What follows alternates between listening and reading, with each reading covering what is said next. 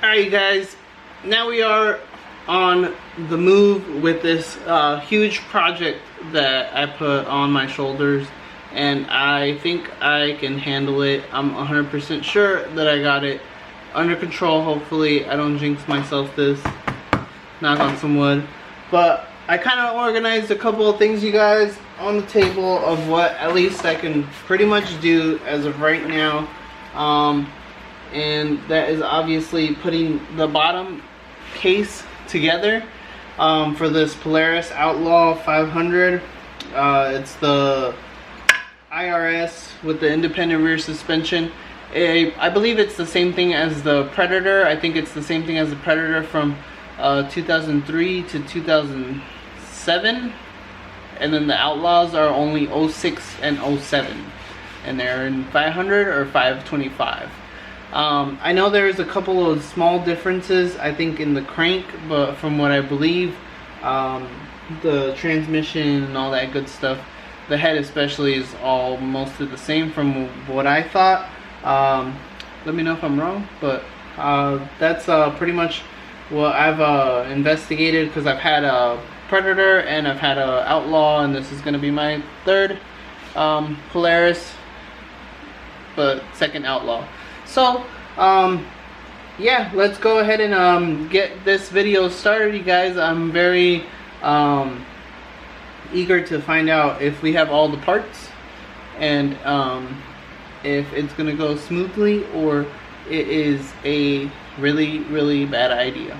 But we did buy it from a shop, so that makes me feel a little bit better. They did organize stuff very well in baggies.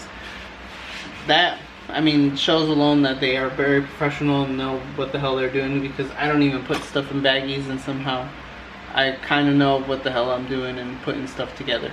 Anyways, yeah, let's go ahead and get started on this video. So here we have the two case halves. This is literally how I pulled them out the box. Obviously they are not put together, and we need to reassemble the whole transmission and all that good stuff, so that's what we're gonna do. And I'm gonna make sure, obviously, these case halves are clean in order to put some new Permatex gasket maker, which I already see there's a couple of pieces. But let's go ahead and get into this thing. I'm gonna see if I need to split this back, and if I am gonna have trouble or I am not. And let me tell you guys, this stuff, this case is heavy as hell, you guys. Yeah, like, look at this water pump, you guys. It looks brand new. Like, I doubt this whole thing got smoked. I don't know what happened to it, but I don't know. Anyways, see what the big issue is here on why this is not separating. Clearly, it's only hanging on by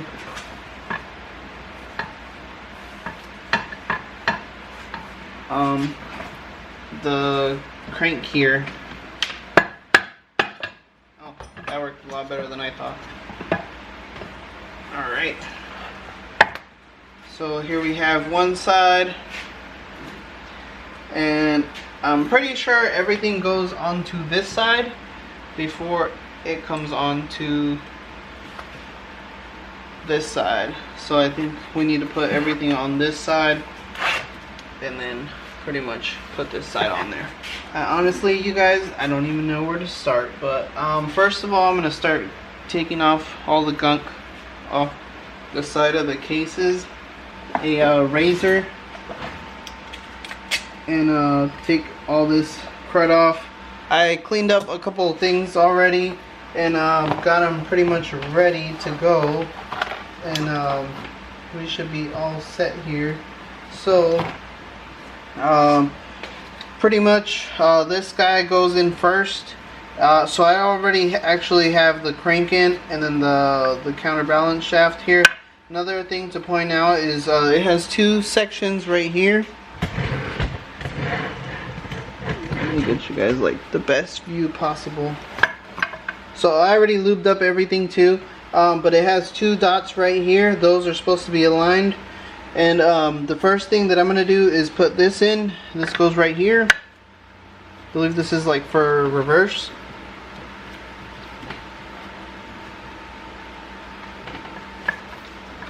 right? And it's supposed to go all the way down. It has like a groove that it slides into, right? So next thing, I'm gonna put this in the transmission, and it has this side that's kind of loose. I don't know if you guys can see. It has a washer, and then like a sleeve, and then this piece, and then another skinny washer. So this is gonna go in on this side right here.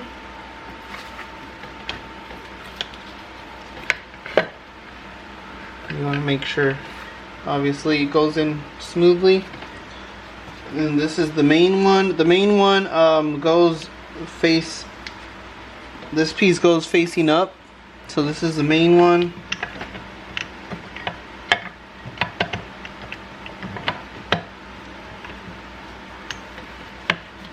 And you might have to like move gears around because this is probably the worst of it. And I believe we are seated.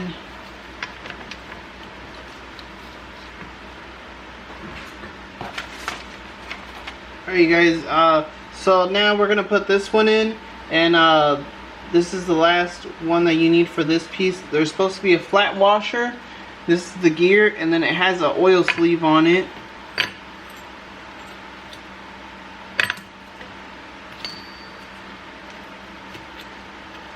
Then it has another washer.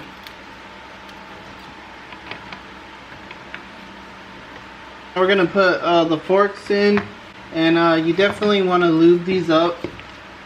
Don't want to put them in dry. Pretty much everything you want to lube up. Too much lube is not enough lube. So they are labeled. This one has a L. It says L83C. So this one would go first. All the way down at the very bottom, I believe. You'll know which groove it's supposed to go in. This is basically like a little slot. So that one goes right here. And then there's one that has an R on it. That's the second one. Put too much lube, you guys. It's much better, you guys. Alright, so the one with the L goes on the very bottom. Next up is the one with the R. It says R83B. Remember, you guys, it might be just slightly different for you guys. And remember, there is a slot. I believe that is the slot right there. And then there is a smaller one that says MC, and that one's gonna go on the main shaft.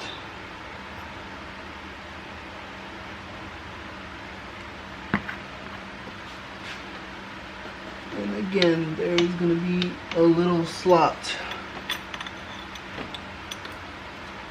Another tip too is it has little dimples, and those dimples are gonna be for the shifting drum, and the drum goes right here, so you want to make sure the dimples are facing inwards. So you want to make sure that the dimples are facing inwards, and then we can go ahead and put in our drum. Also, there is a lower one, which that one wasn't even taken out, so I just left that one in. It goes all the way down here. It'll be different from the other one, so you'll know which one that one is. Alright, and here we got the... Wait a minute. Is that the ball bearing? Nope, that's a 10mm bolt. Wow, you guys, I was about to put that in there like that. That's crazy. Anyways, alright, so this one has I forget what these little things are called. I'm calling them dimples today, I guess. This goes face up, and the longer side goes facing down. This is going to be the very, very tricky part, which is pretty much make sure all the forks are going in where they're supposed to be. And so we pretty much put everything aside so we have enough room for it to go in.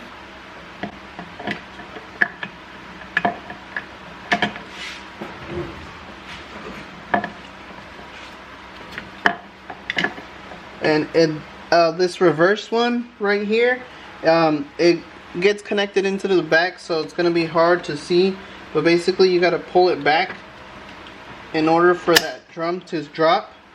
Then you're gonna be able to figure out where each one of these shift forks go. And it might be very tricky and it might not, but it all depends if everything falls exactly into place where it is supposed to be. Again, it might not. It might take a couple of tries. It might take a couple of spins. Right, there we go. But now the bottom one's out. Alright, so all of them are in, but technically they are not in because we need to put these in. Basically, I'm trying to make this go into, I guess you could say neutral, but it doesn't look like it's wanting to go. Like how I said, everything has to be pretty much sitting in a certain spot. Neutral is kind of like right here. This is supposed to be right here, but we are going to leave it for right now. And now we got to put these for the shift forks, and everything should be aligned and stay aligned as that one did and as this one did. Also, they take two little springs on the very top of each other, so that's out the way. And again, everything is still kind of moving freely, so we're all good there. That is perfect. I guess pretty much the gist of it. So you got your crankshaft, which I already had on, the counterbalance shaft over here. Remember also that, like how I said, you want to make sure that the two dots are aligned. You can't see this one because there's a lube all over it. I put lube on the bottom since the bearings already, this was already put on, and so was the crank. And then I put a little bit on the gear here. The next thing we did was put our reverse gear back here, and remember it has to be sitting down all the way flush, which it is. Then we put our counter shaft in, I believe it's called, and then that one also takes a washer and then a gear, and then the gear has a sleeve in it and then another washer. Then we put in our main one, and then this side goes facing out, and obviously you guys want to make sure that all this stuff is still moving and not getting stuck. So definitely make sure after putting stuff in it's still moving properly. Next thing we did was put in the shift forks, and remember the one with the L goes on the bottom, the one with the R goes on the top, and then the one that's marked MC goes on the right side, which is on the main one. And then we got our shift drum here, and the one with the little pin here is facing up. The other one is a little bit longer, so you'll see the difference. You're gonna have to pull this out a little bit in order for the drum to go down, and then you can put the shift forks, squeeze them in there. Then you got your shift fork shafts, and then remember there's two springs that go on the end of, oh shoot, damn, that go on the end of each shaft. So that's pretty much where we got so far today, you guys. I'm gonna continue the video, but this is it.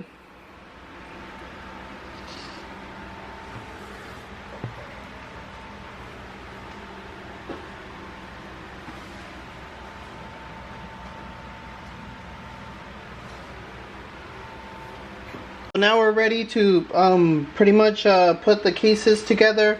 I did go over and lube everything up just a little bit, especially like right here in between all the gears. You want to make sure that everything is pretty much, too much lube is not enough lube is my thing. I don't care if I put too much because, you know, it's got to get lubed up anyways. But yeah, so I already put my my gasket maker. I usually use that gray Permatex one from Permatex, and then on the other case also I already lubed up my bearings. Probably just throw a little bit more actually.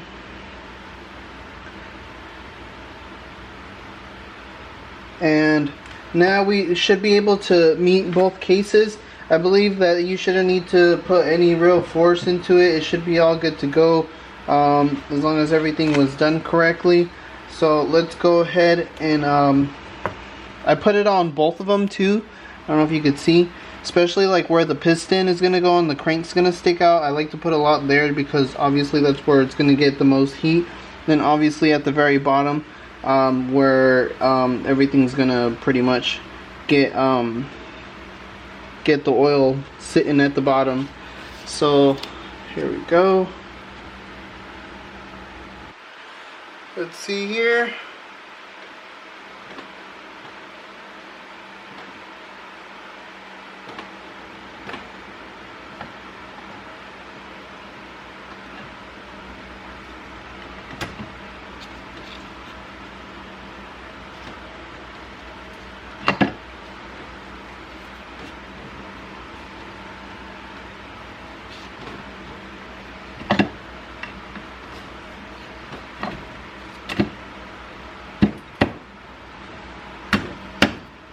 I think it's going. Might need to apply just a little bit of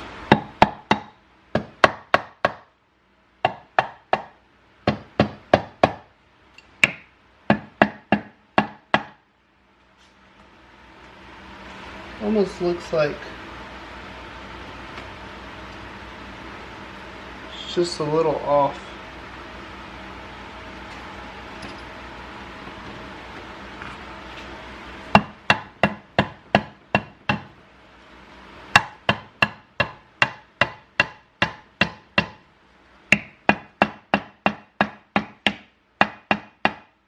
I know that the water pump over here has a gear that's supposed to like slide in somewhere. Our case is met. It did take a couple of good whacks for me to put it through, but it did go down. Remember the water pump that's on the very top side by the very front of the engine? You might need to spin that a couple of times just to, you know, get the proper fitment for that countershaft balancer. Let's see. So I'm just going in a crisscross motion.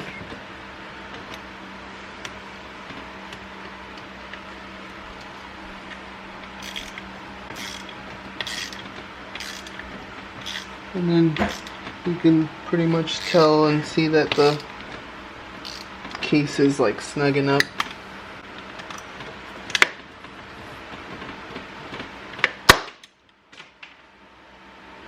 What was that?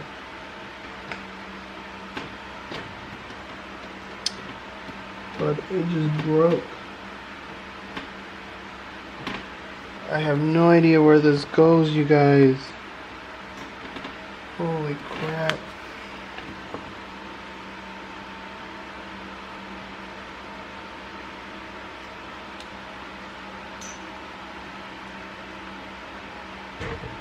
Huh. Something's not going in properly.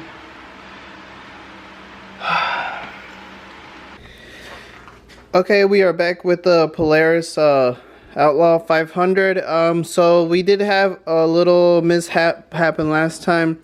I don't like using JB Weld, but on such short notice, this is what I did. This piece came off. I don't know if you guys saw in the last video, it kind of popped off and went that way. So it goes to the reverse shaft. So I told you guys there was like a little dowel pin that sticks out and it has to go into a slot. I put it on the slot. I even rewatched my video. But what I think happened is when I was moving the transmission and then the shifting drum, I think that's where it all went wrong. And basically I lifted it and popped it back out. So when I put the two cases back together, it pretty much was sitting too high and it pushed it out right here. So I had to fix that. I took it all apart, and then I forgot to put the two little springs on the shift forks shafts. So I had to take it apart again. So I did that, and now we're back again with everything reassembled. And I let it dry for a little bit, but I'm gonna be working on it. Shouldn't be a big problem. But yeah, everything got some new gasket sealer on it. I cleaned it up. It was a huge pain in the ass. But yeah, I mean, we got it all worked on and everything is good to go. Alright, well now we're on the next steps on putting this whole thing together. So here I got my oil scavenger. I don't believe there's a specific way that this thing is supposed to go. I did throw some lube in there, so we got that. So now we have the inner oil scavenger here, and it has a dowel pin. I don't know if you guys can see that. And it has to go in this little slot. So the dowel pin is in there. So there we go. All good there. Next there's going to be two little dowel pins that go right here. And they're different sizes, so make sure you're using the ones with the same sizes.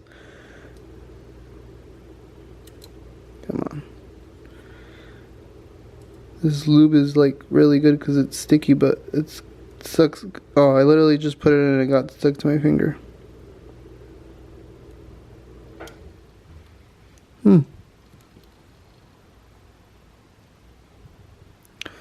Alright. So I put it in there. Now we can put this thing on, so it goes this way. And then that's why we got the two little dowel pins on there. So there's those. Next,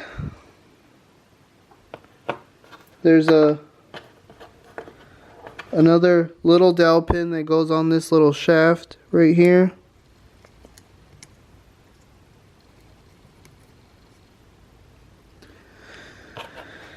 There, we're going to put this little gear on so it slides into place. Then the bigger one.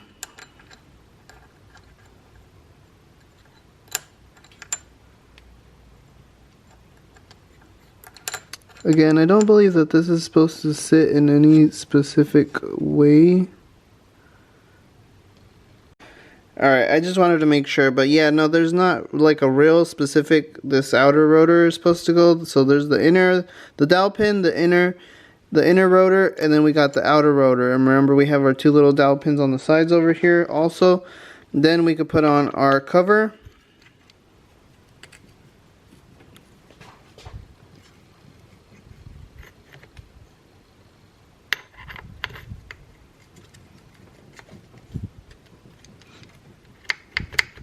It's not going in.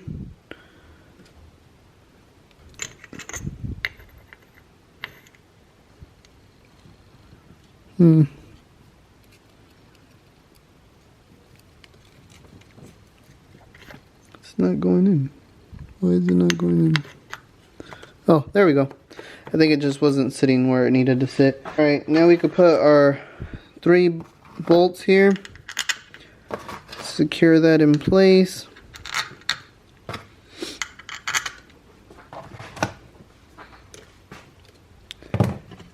Alright, I think that's a little bit better. Sorry you guys, I was trying to give you guys a better angle, but I feel like I'm moving the camera too much.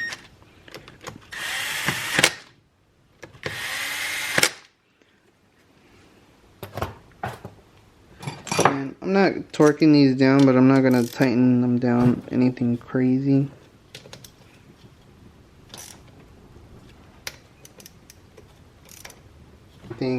Now we have this sprocket. There's only one way to put it on because it has that little like half moon thing there. So there's that, and then you just got to put on a snap ring, and pretty much that makes everything there.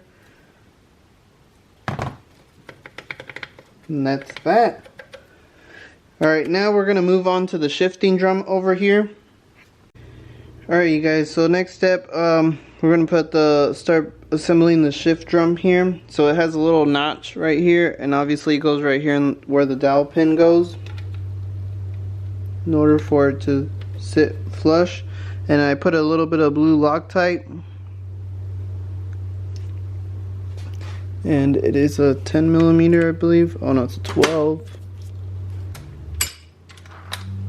So I'm not going to tighten it down super crazy or nothing, but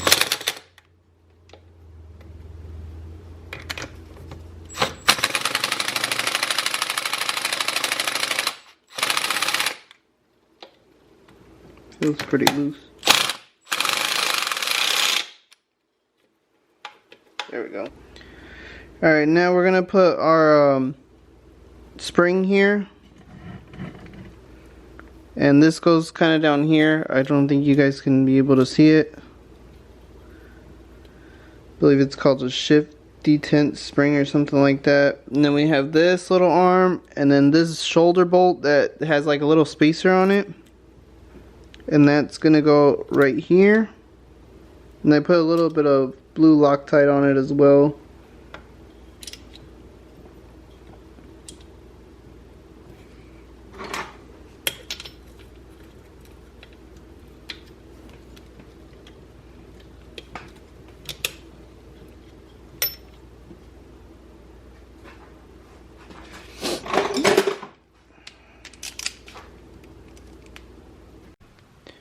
Okay, now we got our, I believe these are called shift pawls,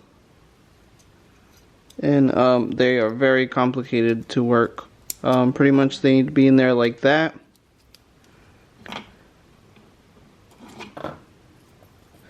And pretty much it's gonna go like this. I don't know how to explain it, you guys, but this is very tricky back here. There's supposed to be like 2 springs, one right here, one right here. Then it has these little caps, and then these get pushed in.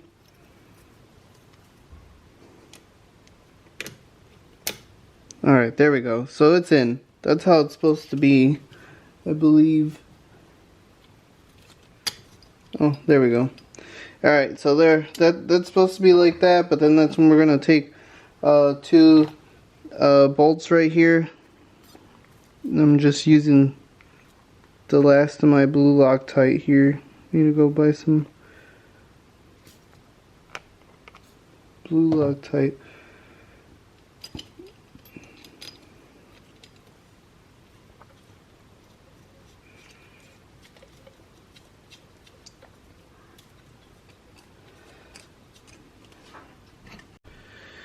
Alright, now that we have that in, I tightened down the bolts. This one was a real pain, just because of the spring and the way that it sits. And then also this has a little collar right here, so make sure that you guys have that. Now I'm going to put this in, shifter, and should slide right in. And you want to put it obviously right here where the collar is at. So now before we start assembling our clutch, we're gonna go ahead and put our the rear timing guide, because if you don't do this now, you will not be able to put it on afterwards.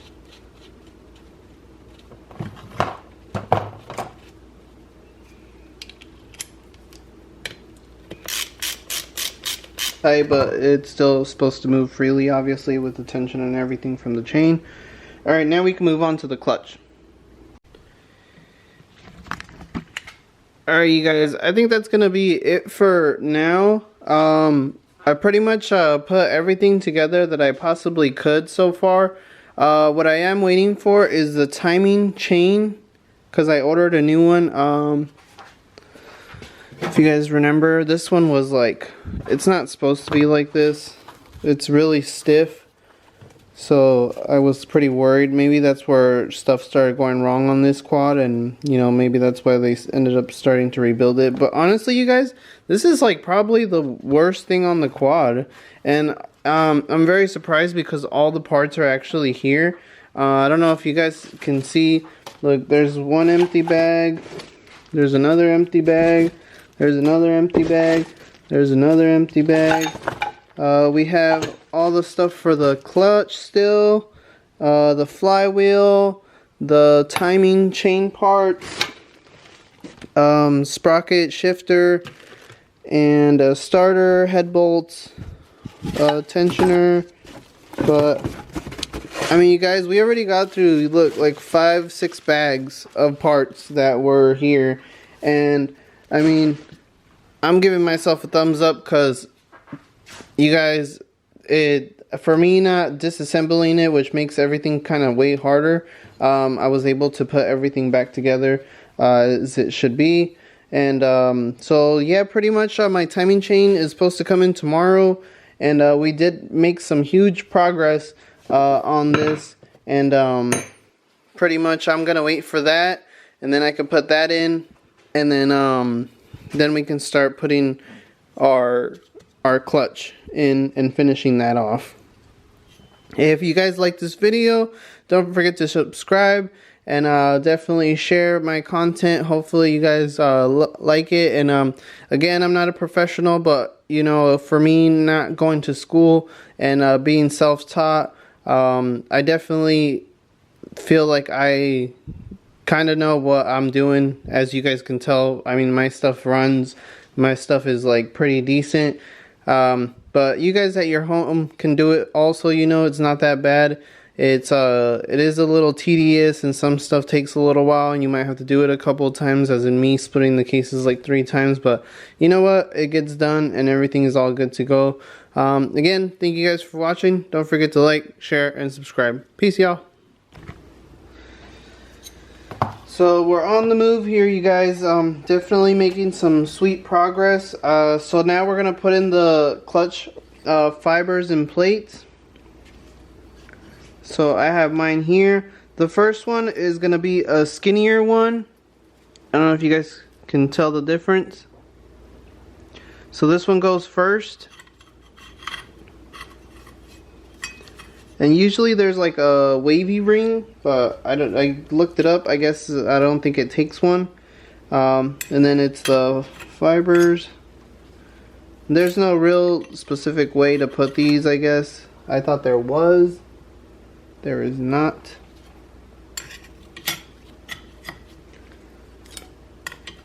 I guess these don't matter either.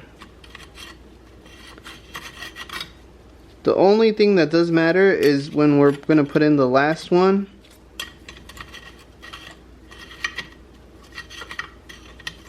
Okay. And I will show you guys that right now.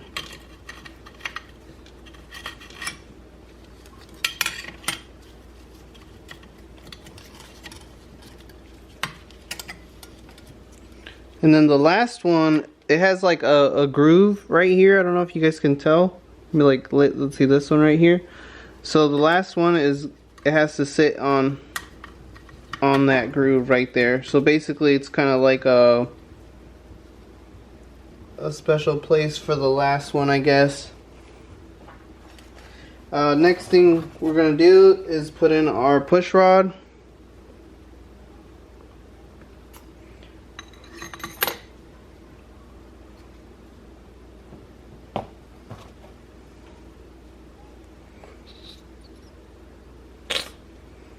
Then this guy right here. And if you haven't, on the back, if you haven't put in your clutch tool over here, so see, we can make sure that it works. It's pushing out when we're engaging the clutch. So just definitely wanted to check that. So that's working properly. Alright, and this doesn't go in any specific order, I guess. I thought it did also, but I guess not.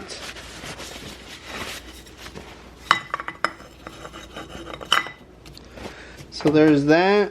Now we can go ahead and start putting our springs in.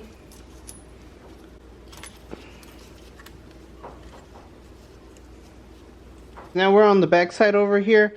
This was the clutch actuator that I was telling you guys about that had to be put on. Well, not necessarily has to, but I would recommend putting this on. That way you can make sure that your clutch on the other side is engaging. Obviously you don't want to have to go through that later on after it's all put in the quad, and you know, you have to take it all back out or take it apart there.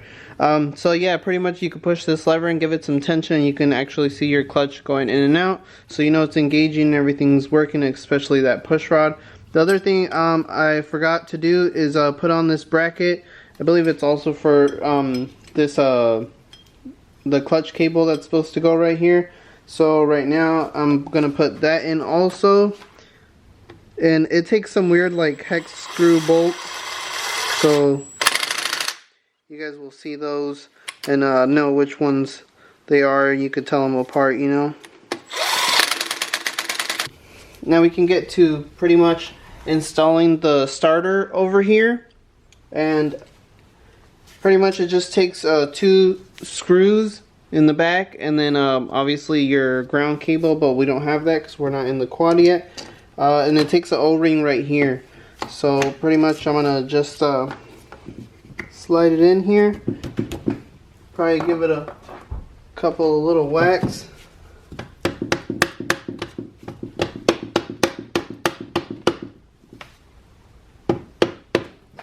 Make sure it's in.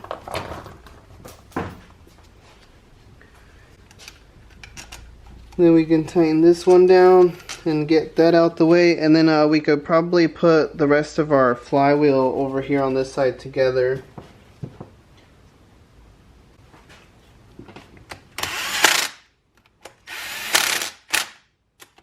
Now for the flywheel. The flywheel is pretty simple, I guess. So there's this big old washer, and I believe it has a little indent on one side and the other side's flat. The flat side, I believe, goes all the way to the back. Next thing it has is this like roller bearing, and then you're gonna put your one-way, I believe this is, or no, not the one-way, but the main gear in the back. Next it'll be your flywheel, and remember to check if your woodruff key is in there and align it with that, or else it won't go into place properly. And that one pretty much did.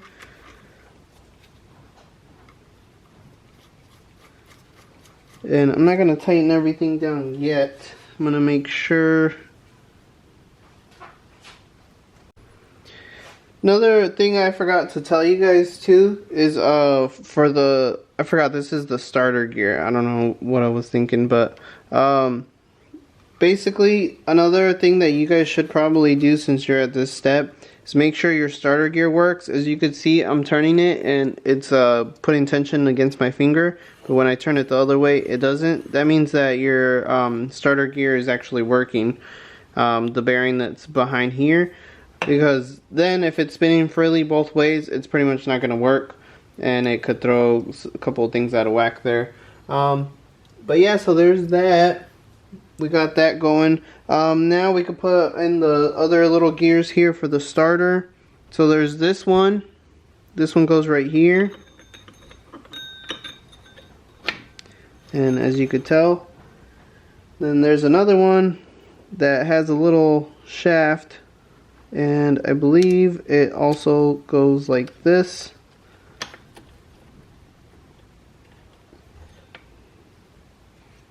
I believe.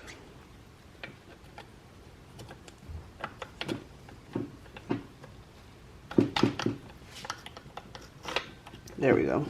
I believe that's how it goes. Like I said, you guys, I didn't disassemble this completely, so it's kind of hard for me to figure out a couple of things. I've been looking up a lot of stuff and, you know, trying to figure it all out in between here and there. So what I probably could have done, in, you know, like a good couple hours. Obviously with recording it takes everything a whole lot longer. You know, it makes it like way longer. But yeah, I believe that's how it goes. Okay, I just wanted to make sure. But cool. So yeah, that's how those two go. Obviously starter.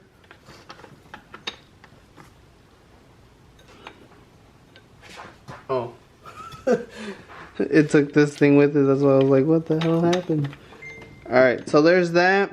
Now we gotta torque our flywheel bolt here, or our flywheel nut. And I believe it's something ridiculous, like 110 foot-pounds or something like that. I'm just gonna use the impact on it. Alright, so pretty much that's that, I believe, on this whole area right here. So I am gonna start putting my gasket on this side. I don't believe we will need to be going into this side, hopefully not. Alright you guys, so unfortunately that's probably gonna be it for today. I thought I had all the gaskets, and I guess I don't. I only have the top head gasket, which is a gasket kit that I had bought originally for the other Outlaw. If you guys watched the other videos, that one was leaking from the head gasket. We found out it just had loose head bolts, so obviously that fixed the problem. And I just left it as is and sold it as is because it was not leaking. It was in great condition. It was just loose. But yeah, we got a lot done today, you guys. Pretty much the whole bottom end is complete, besides I think the cover and then the other side where the timing chain goes, which, like how I said, I'm supposed to get the timing chain tomorrow. I'm gonna order the gaskets up right now and hope that I hopefully get them tomorrow from Amazon or Monday, and then that way we can finish this thing. I should have checked before. I didn't think anything of it, but oh well. It is what it is. So far what we've got into this quad is not that bad. I got a piston, which was about $90. It's a Numaro or something like that, I think it was. I think I've used them before and they were okay. I'm not worried about it. The head gasket kit, but obviously that was from the Outlaw, which I didn't put money into that. The timing chain was like $26, I think. And what else? I ordered something else. Well, now we have to order the gasket kit, the whole complete gasket kit. So I'm gonna order that and I'll get back to you guys. I guess the next video I'm probably gonna do is I'm gonna be working on the YZ250. If you guys haven't watched those videos, definitely check those out and stay tuned, because I'm gonna be cleaning up that one and painting up the frame while I'm waiting for parts for this one, and then we can jump back to this one after we get the parts in for tomorrow. But thank you guys for watching. Don't forget to like, share, and subscribe. Peace, y'all.